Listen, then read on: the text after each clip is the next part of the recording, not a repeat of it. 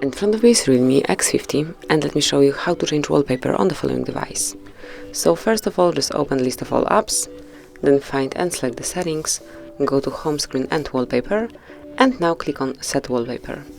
Now you can choose one from the following album, so you can go either with static wallpapers, live wallpapers, or one from your own photos, but I will pick static wallpapers.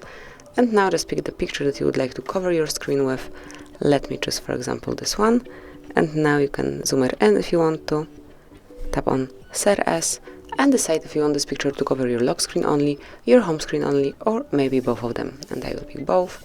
And as you can see, from now on, your screen is covered with this new picture, and also your lock screen has the same picture.